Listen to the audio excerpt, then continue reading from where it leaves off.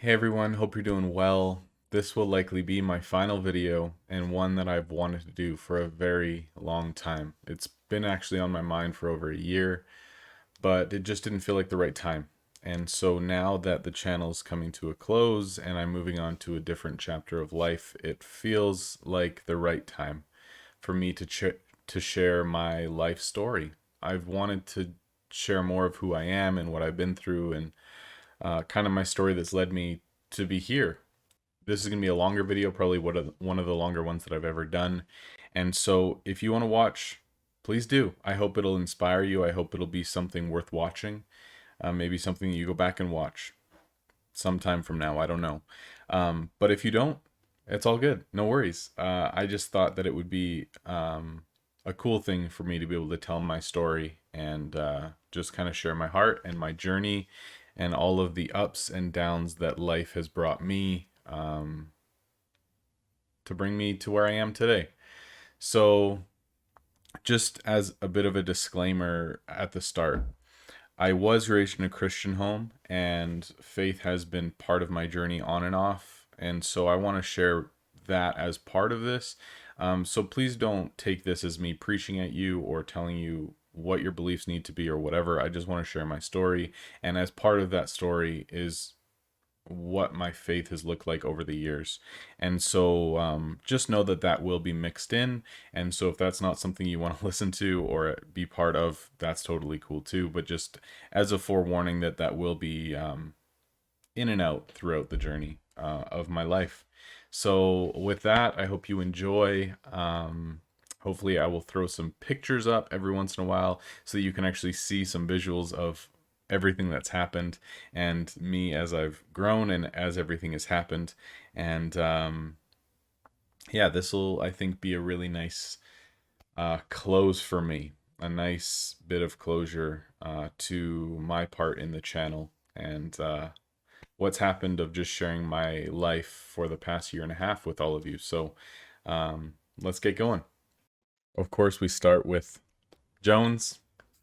It wouldn't be right if we didn't.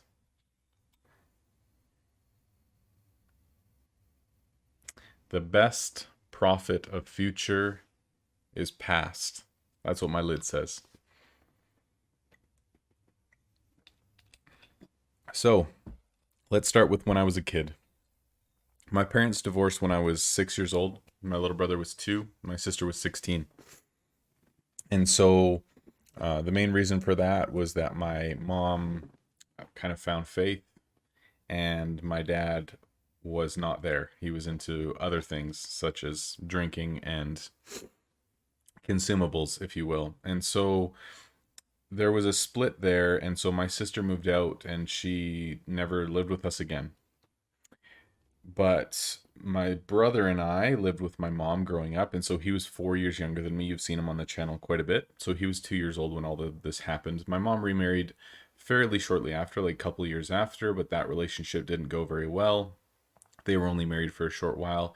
We actually ended up living in a women's shelter a couple different times, just in between homes and not knowing what was going to happen next. And so my childhood was very, I don't know, full of turmoil, I guess. And so there was definitely some rough patches and some times that I felt like it was my responsibility to be the man of the house or of the family and kind of take on that role when I was way younger than I should have, right? Um, and definitely some difficult times there for my mom where she didn't know what was happening next and we didn't see my dad too often.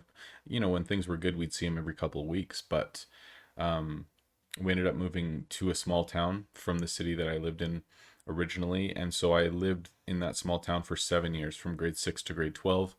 And at this time, like I would go to youth group and stuff, but it wasn't a relevant part of my life. I just went because that's where my friends were and um, where I was supposed to go, you know? But as soon as I got a job and started dating and all that kind of stuff, I kind of just walked away from faith, away from church. It just wasn't something that was real to me or something that I felt had enough value. And so fast forward into young adulthood and I started working when I was 14, 15.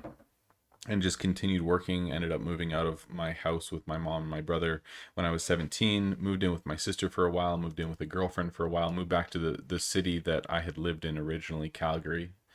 And really, I didn't have a whole lot of purpose. I didn't go back to university. I didn't go to school. I worked two jobs. I did some construction and woodworking stuff and did serving and bartending at multiple different restaurants for years, actually. I saved money and bought cars and um, lived in different places and didn't really have a whole lot of purpose. Did a little bit of partying and drinking and going to clubs and, all that stuff in the city, but didn't really have a whole lot of direction in life. And this led until I was 23. And at this point, I was dating this girl for, I would say, 2 years or so. And things were going pretty good. I had leased a house and had a nice car and had two jobs and had some money in the bank and had been dating this girl. We ended up going on a big trip together for like a month. We drove down the whole west coast of the States into Mexico, did Disneyland, drove back up through Vegas and did like San Diego and Grand Canyon and all that stuff. Got back home and I found out that she had been seeing another guy even before we even went on the trip, and that continued afterwards. And so she left me, moved right in with him, and I was completely devastated. Like that was probably the lowest point in my life.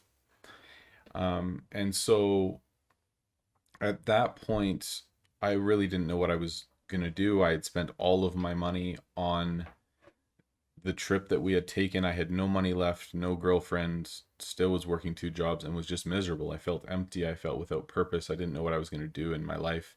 And I was 23 at the time. And I remember one day driving to work at 6:30 in the morning or something and tears streaming down my face, and I pulled the car over to the side of the road and I just started praying. I didn't know what else to do, and I just said, God, I'm so done. I don't know what I'm doing. I haven't prayed for probably, I don't know what it was at that point, 8 years or something. Um, but just said, what's going on?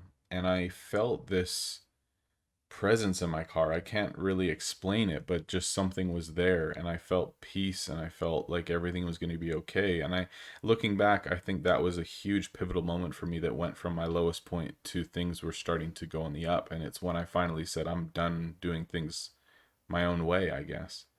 And so that was 8 years ago now that happened, which is pretty crazy. Fast forward to about 6 months later, and I had a bunch of conversations with people and felt like I wanted to do something different in life and didn't know what that was going to look like, but I just wanted to get out of my normal. And so I worked hard, I saved a bunch of money, and I ended up moving to New Zealand. So I packed everything I had, well, not everything I had, but as much as I could into a backpack. I had a map and somewhere to stay for 2 days, and I left by myself. I had a plane ticket and a few $1,000s in money, and that was it. That's all that I had. I sold my car, I got rid of everything, and left some of my remaining stuff at my sister's place, but that was it. So I went to New Zealand and I didn't know what was going to happen or where I was going to stay or anything. And so I traveled for about 2 months on the North Island of New Zealand, and then I ran out of money. You really want to do this? No, don't do it. Okay.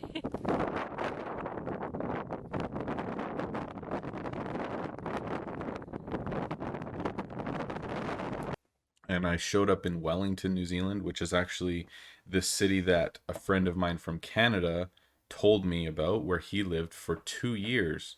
And so that's kind of how this whole thing came about, of me ending up in New Zealand, and ended up getting a job there within 11 days of arriving in this new city. Like, it was crazy. I had no money, nowhere to stay, knew no one, didn't even have a contact, just had the name of a church, and ended up finding a job, finding a place to live, getting involved with helping with youth and kids and stuff. And it was just an incredible time of my life. I felt like it was really just healing for me to be in a healthy environment, to be in a really cool place, right on the ocean with amazing friends, no girls, and just being able to be me and just get some confidence back, and I think connect with my roots, connect with my faith again. And it was a huge step for me. It was super uncomfortable. I had to quit two jobs and sell a car and give up my house and all of these things, but it was necessary for me to move on to something better. And so I lived in New Zealand for that year. I ended up traveling for the last 2 months that I was in the country as well, down on the South Island, and helped to plant a church of or a campus of that same church down on South Island. And when I was doing that, a bunch of crazy things happened. And I ended up staying with them, and they told me about a church that I should check out back in Canada. And so I got back to Canada and went to that church and ended up doing an internship there for 3 months. And so I moved to this new town, and that was a total risk as well. I didn't know where I was going to live or anything, but ended up going, and it was an amazing experience. And so I internshipped at this church for 3 months, and then I moved back in with my sister actually in the city. And at this point was a little bit of a low for me as well because I didn't have a job. I didn't have any real purpose in life. I didn't have a car at this point. I was driving one of my mom's cars, and didn't have any money to my name. Just didn't really know what I was going to do next in life. Um, and there was a few months of this, and it was middle of winter. It's minus 30 Celsius outside, and I remember walking to the coffee shop from my sister's house and just journaling and thinking and praying and whatever, and saying, like, what's going on? What am I going to do in my life? Like, I just feel so lost and without purpose. And so at this point, I was still driving back to this small town that I had done the church internship at to help out a couple times a week. And at this point is when I actually met my now wife, Lindsay. So at this point, I was back living with my sister in the city, not really knowing what was going to happen next in my life. And I called an old friend, and he mentioned a missions organization and said, "Have you ever thought about going here?" And the weird thing is that I had actually heard about that from somebody else, and it was just totally this random coincidence that they had mentioned the exact same thing. And it was around January, and I went to their website, and they had like this, "Thank you for all your support for this last year. Here's what's been going on." And as soon as the video started, I just started to weep. I started to cry at my computer, and I was like, what is going on? Like, it was just the weirdest thing. Like, just instantly, just emotion hit me. And I knew that that's what I was supposed to do. And I checked, and their school that they had, or like their opportunity to serve in Africa, the registration for it opened like the next day. And so it just was confirmation for me. Like, the timing was perfect. It's what I felt like I was supposed to do. Two people had told me about this on separate occasions, and they don't know each other. And so I applied for this, and over 2,000 people apply and only 200 get in. And I actually got in somehow. And so a few months later, I ended up moving to Mozambique, Africa with Iris Ministries. And so I was living in Mozambique on the ocean, with a bunch of people. Like, there was 55 guys in 6 rooms. There was no running water. We had cold bucket showers, a couple urinals, and if you wanted to go number two, you had to walk 10 minutes to a hole in the ground. We ate rice and beans twice a day. It was a difficult experience. There was tons of poverty around us, but it was an amazing time for me to just serve the community and see um, a different life that people live, and be able to do feeding programs and teach English and do village outreaches and all these sorts of things. There's one story I want to tell you about this, and it's just crazy. So I was in this school, and I had got really close with this one guy. His mom's a missionary, and she actually came down, and they were giving out these solar powered flashlights, to a bunch of different villages and stuff. And I got asked if I wanted to help with one of them. Only two students were allowed to go out of hundreds, 2 or 300 or whatever it was. And I got chosen. So it was me and this other guy, and then the leader of the whole organization worldwide, Heidi, and her husband, and a few other people. It was just amazing. And we ended up going to this island in Africa, just off the coast, to give these flashlights, these solar flashlights to these villagers. And they had this building in town that they used to use as a church that was falling apart. It literally had fallen over. And I got asked, do I want to help build a new one? Because they knew that I had done construction in the past. And I was like, yeah, that would be awesome.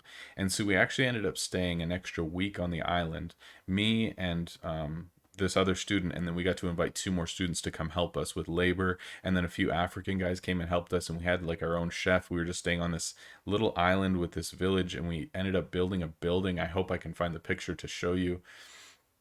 and just slept under the stars. I got told that in the middle of the night, a panther or cheetah or something had walked by me, and I was just sleeping under the stars and just saying how crazy I was. And there was these baboons there that we heard all the time, and we saw them a few times. And we swam in the ocean the one night, and they had that algae that glows when you move it. So we were swimming in the water, and there was just blue, like glowing algae around us, and it was just the most crazy, joyful, incredible time I've ever had. Like it was just beautiful, and I feel like it was just a gift for me to be able to experience something like that.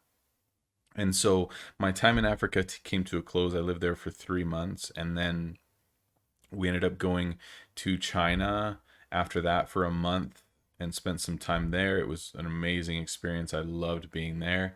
And then I went back to New Zealand. So at this point, Lindsay and I had like started dating, but not publicly, about 6 weeks before I left for this trip. But I felt like I was still supposed to go, and I think there was a lot of things that happened while I was gone to prepare me for what was to come next in life. And so I would call her on Sunday mornings at 4 a.m. my time. So it was Saturday night her time, and we would talk for a few hours once a week. And that's all the time that we had for the whole time that I was gone. And then when I finally got to New Zealand, I gave her a call and said, hey, like, I can't wait to be home. I was in New Zealand for 3 weeks just to catch up with some old friends and stuff. And so she actually said, hey, I'll be there on Friday or whatever day it was. And I was like, what do you mean? She's like, I got a ticket. I'll see you on Friday. And so she showed up in New Zealand, and we spent 2 weeks together. And it was awesome. It was so cool. You've probably seen this behind me quite a bit in different streams and stuff like that. But this is actually a poster that I got from Hobbiton in New Zealand from the Lord of the Rings and Hobbit film set. And so I got it dry mounted on a poster, and I've been hanging it on the wall. I haven't put it up in this room yet, but I got that. When I was in China as well, we were up in some highlands and some monasteries and temples and stuff, and I ended up getting this ornate dagger from like a shop, and apparently it's like 110 years old or something like that. It was way too expensive. They definitely gouged me on it, but I thought it was really cool. I actually had that in my luggage coming back from China on my way to New Zealand, and the guards or whatever at the airport saw it in my bag, and they took it out and they were looking at it. I'm like, okay, it's gone, whatever, it's confiscated. And they were like, okay, you can go. And they put it back in my bag and let me go. So I got to bring it back to Canada. So that was really cool as well. So anyway, Lindsay met me there, and then I came back to Canada and actually ended up moving to the same town that she was living in. I didn't have a job, I didn't have any money, I didn't have a car, I had no idea where I was even going to live, but all these things just fell into place, and that's actually where I live now. And so that was about 5 years ago now, a little over 5 years ago. And so I ended up moving here. A house opened up to me to live in super cheap, and it was awesome. I ended up getting two different jobs. I helped open up a not-for-profit coffee shop in town, and it was just like amazing how all of these things just lined up absolutely perfectly for me to be able to be here and to provide. And we actually ended up getting married less than a year later. Like I moved here in October, and we ended up getting married the following June, so it was pretty quick. So that was a very interesting situation because, as you've known, like my childhood was difficult, and I never really had a great father figure growing up. Like I'm close to my dad now, and he's come an incredibly long way, and he's been sober for a long time, and it's a beautiful story, which I'm very thankful for. But I was stepping into a situation where I had a 3-year-old stepdaughter as we were getting married, and so I was stepping into this role of being dad without really feeling confident that I could be dad. And so that there was a big struggle there internally for me, and just us working out what that was going to look like and how we were going to make that work, because obviously mixed families can be really complicated and difficult because there's a lot of things to consider. So Lindsay and I wanted to get married, and we were just dreaming one day, where do you want to get married? Or what do you want to do? And I just said this stupid idea. Let's get married at the top of a mountain. Like just that would be nuts. And we actually started looking it up, and it was possible to get married at the top of a gondola, like on top of a ski hill, on top of a mountain. And they had a wedding venue there. And so I'll show you pictures here, but we ended up getting married at the top of a mountain in June, and it ended up snowing that day. And so we were like covered, there was clouds, and it was snowing. It was beautiful. And we got married at the top of a mountain with only 50 people, with our closest friends and family. And it was just the most beautiful, amazing thing I could have ever asked for. And then we went down to the bottom of the mountain and for like dinner and our reception and stuff, and it was all green and like summertime. Like it was just such a crazy day. And so we got married and we moved in together after that. And I didn't really know what things were going to look like career wise for me at that point. My contract with a friend of mine doing some construction stuff had kind of dried up, and my other job at that coffee shop was no longer, and so wasn't really sure what was going to happen. And actually, 4 hours after I got laid off, I got a call, and it was just so weird. Weeks before, I'd been told that a position had opened up at a church for a youth pastor. And I never really thought anything of it. I didn't think I'd ever be a pastor. Of course, I'd done an internship and I'd spent some time overseas helping with missions and stuff, but I didn't have any education or any experience, and was like, there's no way I'm going to get hired for that. But we were actually at a friend's house hanging out one time, and we actually had a bit of time to worship together just as friends, and I felt really strongly in my heart that I was supposed to apply. And I'm like, that's dumb, but sure. And so I applied to get the position, and I got hired 4 hours after I got laid off from my other job. And so it was just crazy timing. We had only been married 2 months at this point. So I became a pastor, a dad, and a husband within 2 months. So it was a pretty crazy time, and it ended up developing into me being youth pastor, young adults pastor. I preached once a month on Sundays, took care of some small group stuff, and I was also doing Bible school online full time at the same time. And so we did that position for 3 years. It was an amazing time. It's in a small town, but everyone was really close, and we had an amazing group and tons of kids and lots of like young adult leaders that helped us out for 3 years, volunteering for the kids, and it was an amazing experience. Once COVID hit in April, the whole staff got laid off except for two people because we couldn't meet. They couldn't pay the bills, income dropped, and they just didn't know what was happening, and so they laid off their staff. And um, we kind of came to the decision that we weren't going to come back on staff. And so I was laid off and unemployed for almost a year and a half, or yeah, I guess exactly a year and a half.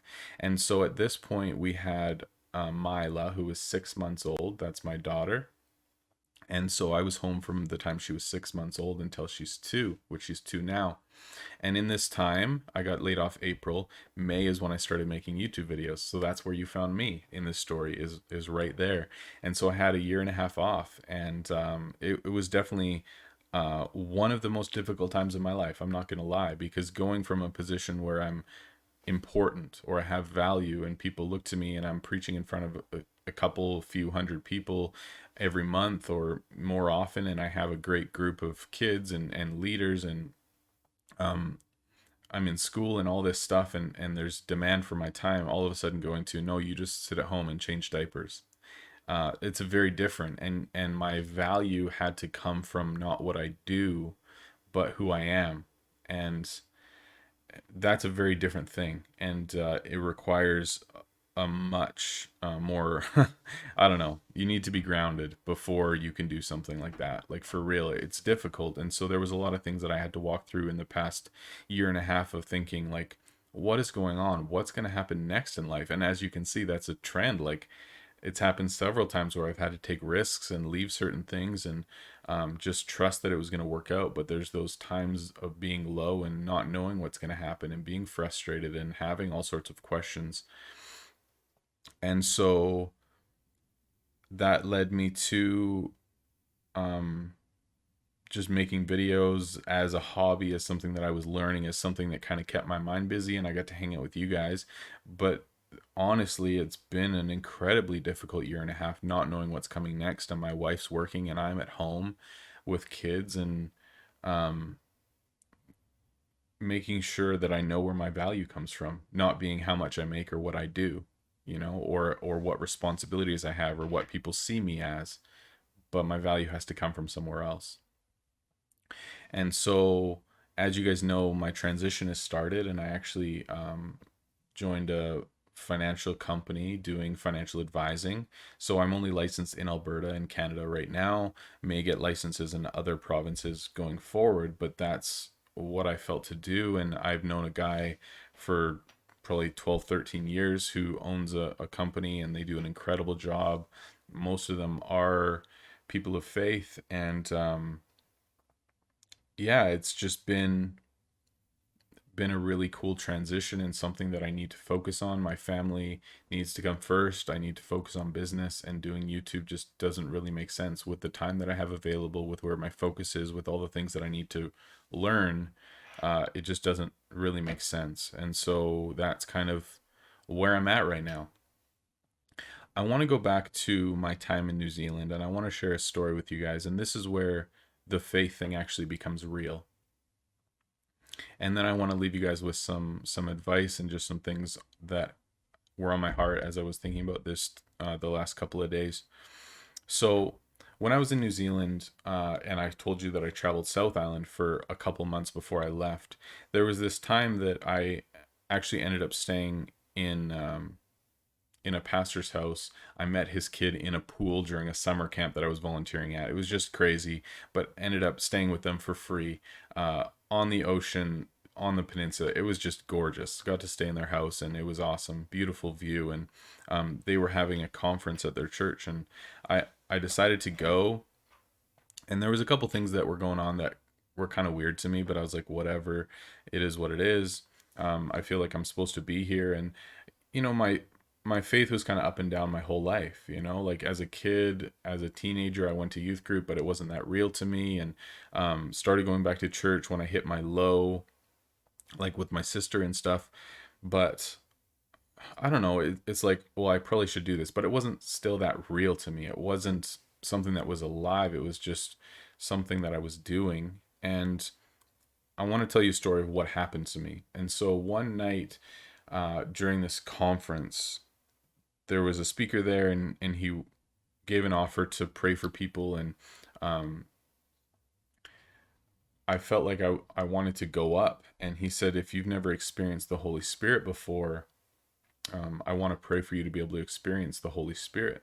And if you don't know what I'm talking about, that's totally okay. I don't want to weird you out or anything. But I went up and he prayed for me. And all of a sudden, and I'm not exaggerating or joking or anything, like my upper body went completely numb. Like I couldn't feel it. I could like walk and like use my legs and go and sit down, but it was just crazy. Like literally half of my body just went numb, and I felt warm and like tingly and weird. And there was just like this joy in me. And I ended up biking home that night because that's how I was getting around. And I was like laughing and crying at the same time. And I just felt this overwhelming like love and joy and hope, and just everything, just things I'd never experienced before. And no word of a lie, I started speaking in other languages. Like if you look in the Bible and it says speak in other tongues in Acts, that literally happened to me. And it's not something that I can control. It's not something that I was contriving. It literally happened that night. And I can't really explain it to you. And if you don't have any idea what you're talking about, you think I'm crazy, that's totally cool. Everyone's going to have a different experience, but that's something that I experienced that day. And I think that's when my faith actually started becoming real. It's something that was something that I couldn't live without. God became real to me in that moment. And so from that time on, faith for me has been something so much beyond here. But I think it went from my head and something that I knew or that I grew up, this is what I'm supposed to do, to now it's actually something that's in my heart, something that's real, something that's relevant to me. It's like um, something happened in my spirit. And so when I went to Africa, I literally saw blind eyes open. I literally saw somebody hear for the first time in their life that they never had before. Like crazy miracles and people being healed. And you hear about this stuff like in the Bible or crazy stories, and you think, man, these people are nuts. They're whatever. And there's probably some of you watching this that think the same thing. But I literally saw those things happen in front of my eyes. And so faith to me isn't just you go to church on a Sunday, but there's so much more to that, whether it's being in community with other people or just being real and being willing to just share your life with people, even if it's messy or even if there's emotion attached to it, you know? There's so much more to life than just showing up at church on a Sunday and then living Monday to Friday out, you know? And so I've never wanted faith to be like at the forefront of my YouTube stuff or whatever because I don't want to push it down people's throats. I don't want it to be awkward. I don't want some big debate on whether faith is real or not, whether God is real, whether you believe this or that. Like, I just don't want to. I'm not that person and I'm never going to be that person. But I feel like this is an opportunity, especially if you watch this long in the video, that I can at least share my experience with what faith is to me and the experiences that I've had that have legitimately been real and that it's not just up here, but it's something in my life that's legitimately life-giving and that I can't do life without, and has been my center, has been my hope, has been what's guided me through this entire journey to get to where I am today. And honestly, without it, I don't know how I would have got through a lot of the things that I've had to walk through in my life, because I haven't told you everything, but there's definitely been some lows.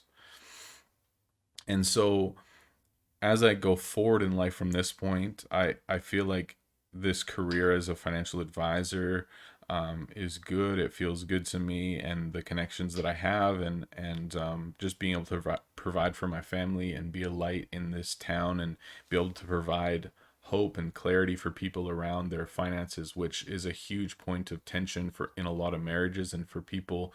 And I want to bring people hope in that. And so I don't know entirely what things are going to look like, but my son is 3 months old now, so we have three, and life's busy. And now I'm going to move on to something more than making YouTube videos for a game that I played on my phone, you know? So, with all that being said, that's how I got here.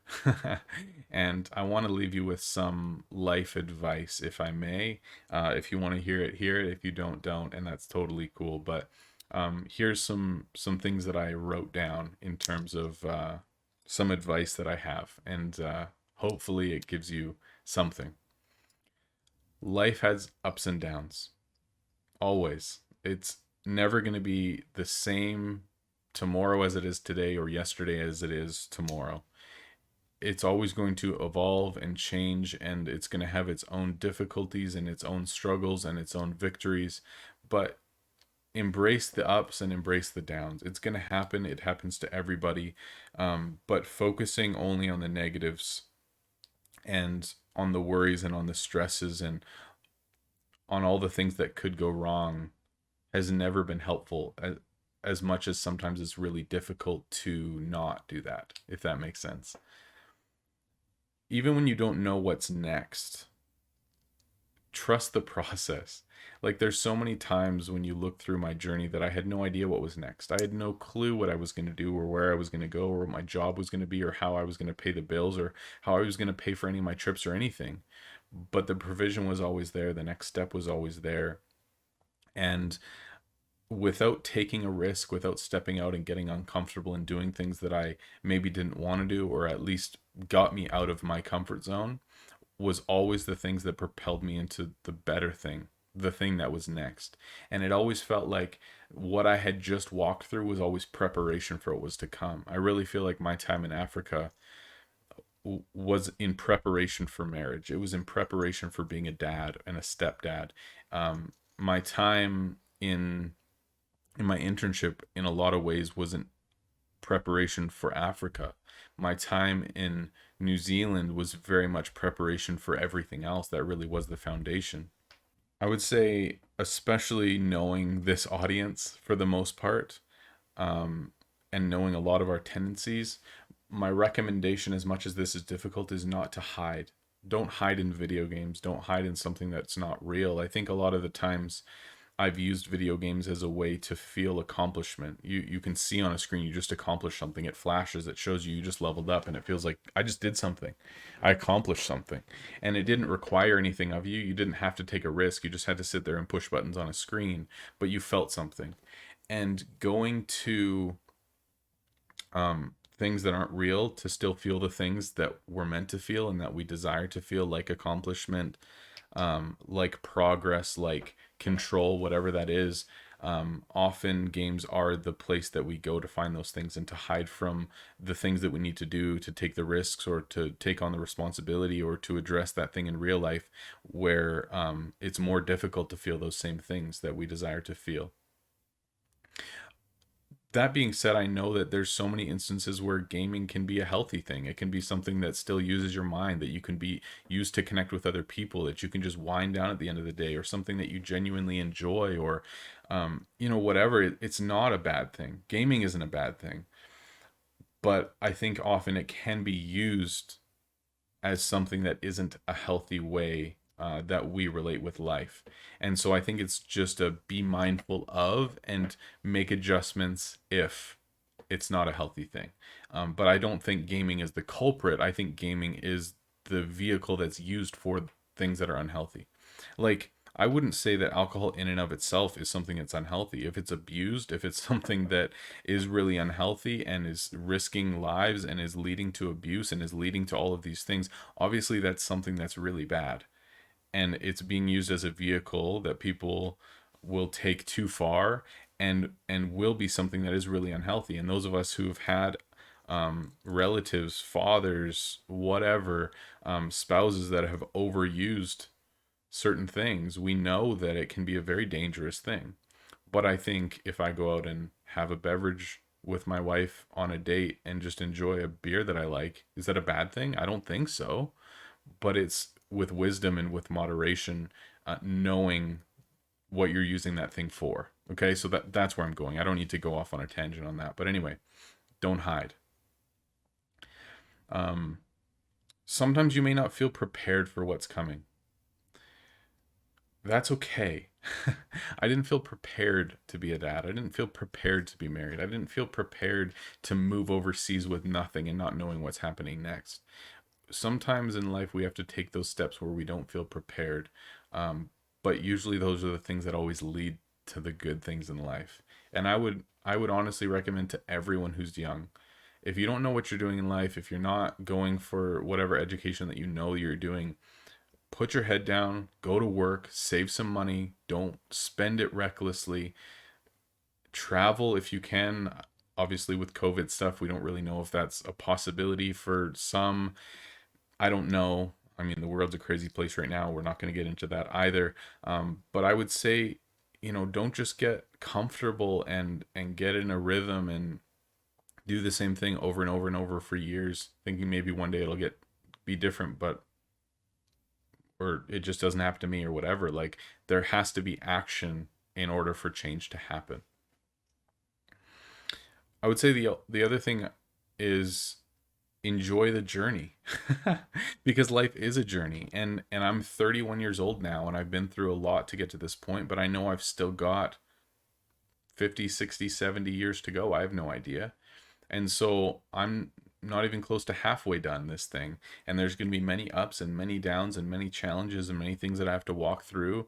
And probably many more winds and twists and turns along this. But if you focus on the negatives, it's not going to get you anywhere. But try to enjoy the journey, even if you're stuck in a negative right now, even if life doesn't look good right now, even if you have no idea what comes next, or financially you're in a really rough spot, or whatever, you're not doing good mentally, or you've lost your faith, or whatever it is.